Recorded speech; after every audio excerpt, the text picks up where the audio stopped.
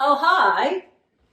So, welcome to Working from Home Leadership Tools and Techniques. Now, I am wearing a bikini, and that's not appropriate for you to take me seriously talking about leadership coaching and/or performance coaching. So, in true authenticity, I'm going to dress up for you whilst maintaining the authentic situation that is going on right now, that you really do know that actually I'm pottering around in a bikini. But in order to create trust, build trust, maintain trust, and warrant your respect, I am going to transform into something you can take seriously. So here we go. Ready? A few seconds to go. There we are. We've got some pants on now. We've got a top. Now we're going to have really super sexy, tweed, expensive white jacket coming up now. Okay, hang on. We're nearly moving into corporate. Oh, here we are. Let's throw the glasses on. Hello, Vashti Whitfield, performance coach, executive mentor, and transformational facilitator, here to speak to you about leadership coaching in challenging times and dealing with adversity. Ready? Okay, I have to take these off because I only need them for tiny small print. The point of that little show was this. We're all working from home. And as we've seen through BBC TV, even the most important of politicians often have their small children accidentally entering to the room, showing their vulnerability and that they are real human beings. So whether I am in a bikini or a jacket, it is actually put on to have you feel safe, to have you feel respected, to create trust. And that's what I want to talk about today in a context of how to really step into our highest capacities to lead others around us. At the moment, there are a tremendous number of individuals who are questioning what it is to really step up as a leader. They're responsible for not only maintaining the momentum in the workplace, but for inspiring and championing a workforce who is sitting in times of uncertainty, questioning their viability, unknown to them whether or not they will have a job in the near future. Now, that's not just happening for the team, that's also happening for the leaders who are feeling, as you probably are, that you may very much need to prove yourself because of what you're seeing going on all around you. So I wanted to talk about a couple of different things in the in the context of leadership today, and to give you just a little bit of support and food for thought around how to be your best version of a leader facing adversity, challenge, and supporting those going through very troubled and rough times. So first and foremost, I want to bring some attention to a study that was done where over 10,000 standard workers were interviewed. Now, what they were interviewed about was, what was it that they valued most in a leader? What was it when they were giving feedback and requesting specific traits that they felt most in alignment would show up as the key core leadership values? And out of 10,000 human beings in the workforce, these were the 4 most coveted core values specified. The first was hope. A leader that could create hope in whatever the circumstances. They could inspire hope. So we'll talk about what hope means in a minute. The second was compassion. A leader that could demonstrate compassion. And again, we'll break down what compassion means in a moment. The third was stability. Somebody that we know is going to create a stable environment or create stable circumstances even in unstable times. And the fourth and final one was trust. That they are and have a leader that is trustworthy. That they feel that there is psychological safety within, and that they feel that they can trust. Now, starting with the end here, trust is an interesting one considering what's going on at the moment, because you may be in a position knowing, the whole workforce may know, the whole business may know that whether or not you trust somebody, it is very likely the circumstances and situations will change. So a number of my clients and people that I've been working with, how can I ask people to trust me when it's very likely I may need to stand them down and or let them go in the near future? So this is a really interesting question that I actually want to start with. So the 4 things we're going to explore very briefly right now, and for you to consider with a pen and paper or your laptop or your iPad, which I invite you to write down, is where are you at in terms of these core values, and how are you best demonstrating them in alignment with who you are, your strengths, and how you demonstrate these core values. So let's start with trust. What does trust mean as a value? When someone values trust, how does that show up in terms of behaviors? If I really trust someone, what do I expect them to do? If I really trust a particular leader, a particular manager, what is it that I've seen them do in the past that I trust that they absolutely need to continue to do regardless of what's actually taking place? So I want you to think about, if you write down trust, and you think about how you have cultivated trust with your team, how you create trust in your personal relationships amongst your friends, with your family, how is it that you show up as being trustworthy? And what specific behaviors do you need to be absolutely consistent in respecting and honoring to maintain that level of trust, despite how challenging some of the actions may be that you may need to carry out and you may need to be at the receiving end of. So explore for you what trust means. For trust, for me, is about always showing up authentically.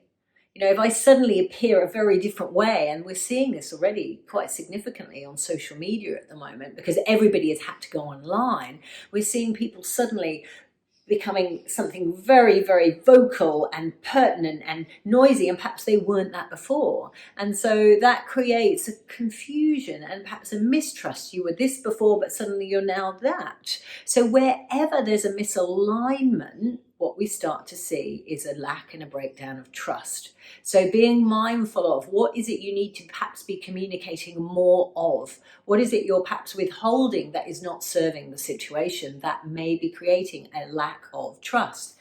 The other piece I want to bring up around trust is this, and it's an addendum to the trust conversation. Having had a very sick person in our family, and often being asked, how do you explain to children when you have a family member that either has a terminal disease or is very, very sick? And when I did my research, when I first kind of fell into this, uncharted territory for myself, the research showed me that where anxiety formed in children who were surrounded by a terminal family member was if you didn't match their reality. So kids, as human beings, are incredibly insightful and intuitive. They pick up on stuff. So if they see that somebody is really not very well and something's wrong, and they're asking what's wrong, and they keep being told, no, darling, everything's absolutely fine, they're fine, they'll get... And they recognize that there's a misalignment there.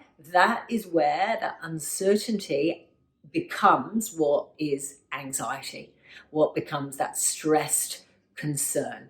So be mindful of where you may be fearful of actually laying the truth on the line, but that you are actually not sharing enough to match the very intuitive reality of what's going on for your team and your staff. Now, there's the other side to that.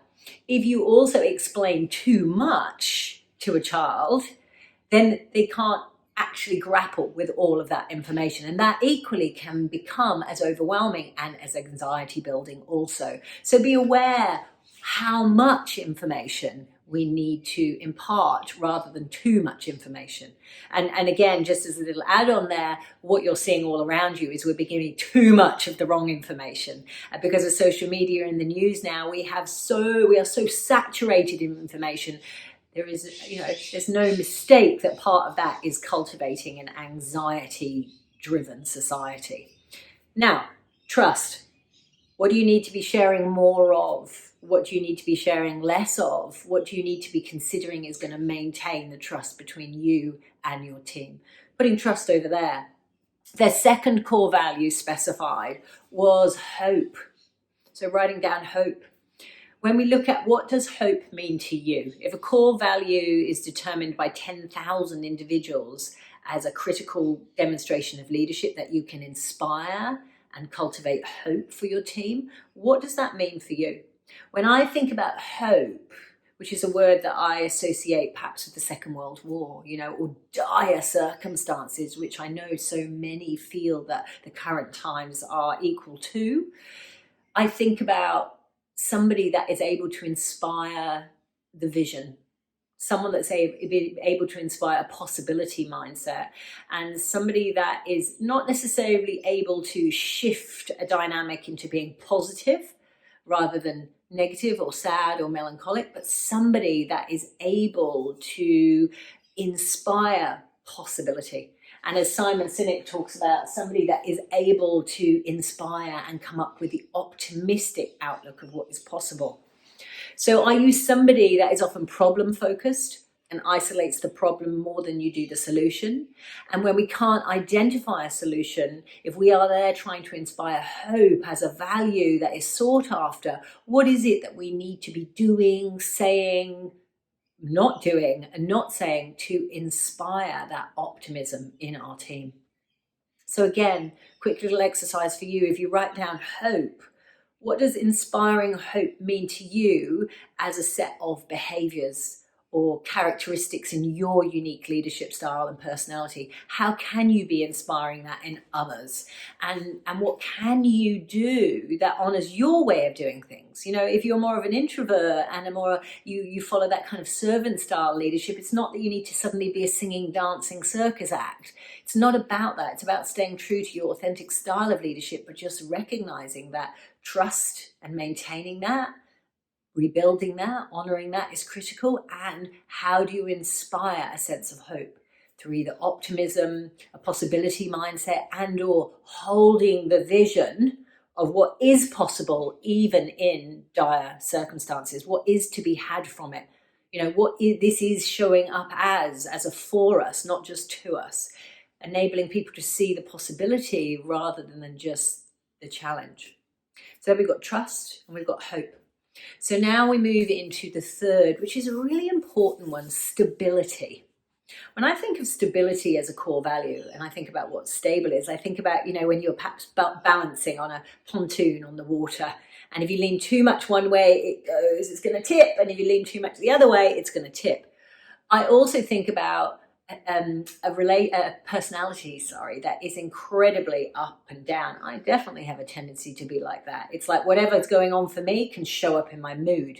And so sometimes people don't quite know what they're going to get. So in these uncertain times, we almost want predictability from our leader. So what is it that you need to honor in terms of key behaviors to ensure stability for your team? How is it that you do that in your unique and with your unique personality type? Fundamental key behaviors. Also, I want to use the word rituals, but working online with your team rather than in person, what is it you need to do with them, impart with them to create that stability? So even if you're online, whether you're using Zoom or whatever platform you're using, and I know a number of my different clients from Google to banks to smaller businesses have created really strong structures of how to manage their meetings to make sure that stability of how we operate as a team, how we communicate as a team, how we create more of a connection as a team is stabilized in some of the things we're doing online together. So again, thinking for you, what is it that calls you and helps you to cultivate stability for your team? Again, accessing your unique way of doing that, your unique style of leadership. And then the fourth and final one is compassion. Again, writing down compassion. What does compassion mean? It's interesting. There's a difference between sympathy and empathy. And I think that, I often see sympathy extended, when somebody talks about, oh yes, poor darling, and it breaks my heart that we're going to have to let some people go. But it's almost like a surface throwaway comment. Sympathy is where, we extend an acknowledgement of what is going on. We may even have a flicker of, oh, that's a tough one. Empathy, however, as Dr. Brené Brown talks about, is like If they're down in a hole, it's getting down in the hole with them and really feeling what it must be like, understanding that, taking it on so that you can actually see what is happening for that individual. It doesn't mean that you can take away the experience. What you can do is understand it and speak into it. So are you honoring with empathy? Are you demonstrating compassion for what is going on in these current circumstances? But most importantly, and this is where authenticity and the power of vulnerability comes in, are you demonstrating compassion by having some for yourself? Are you somebody that is also homeschooling, managing a team, maybe also juggling a partner who has just lost their job? Are you trying to be stoic and brave your way through the whole thing? Because, by the way, that is not cultivating trust. That is not demonstrating compassion. That is a lack of authenticity. So be mindful of, even though you might consider that unstable because you normally this kind of 100 miles an hour dynamo, what at this point you really need to ask yourself, if I'm honoring compassion, then maybe what I in fact need to do here is share a little more of myself and what is actually going on for me to demonstrate that I can actually relate. Compassion is a critical piece of humanity.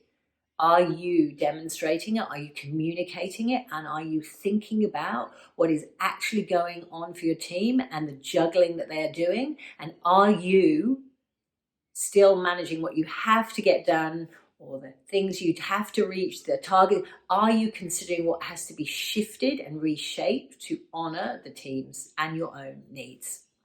So on that note, summarizing, this is just a little slice for you to reframe your thinking around, am I doing a great job as a leader? Am I being relevant? Am I showing up in the way I should be, could be, and can be? If we take the insights from the research done, from 10,000 human being responses to what they valued most in a leader being hope, trust, compassion, and stability. And can you write the 4 of them down and work out what they mean for you in terms of how you operate, what your key behaviors are to demonstrate and honor those values? And are you not only practicing those for those around you, but honoring them for yourself also? So on that note, sending you nothing but the deepest love, admiration, and respect for all that you are, all that you're doing, all that you're not, and all that this challenge and adversity will inspire you to become. Thanks for listening.